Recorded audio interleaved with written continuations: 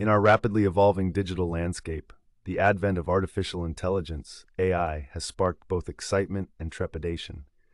While some fear AI will ultimately replace human beings, it's crucial to recognize the transformative potential of this technology, particularly in areas where human limitations can be transcended.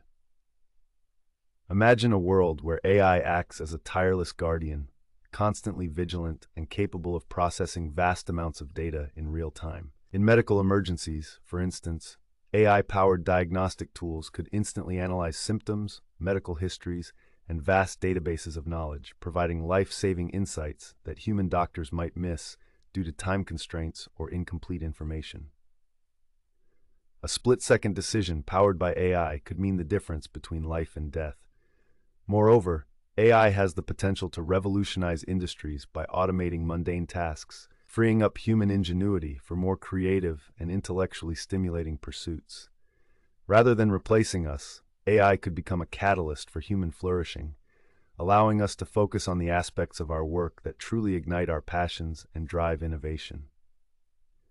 While the ethical implications of AI must be carefully considered, it's undeniable that this technology offers a gateway to a future where human potential is amplified, not diminished.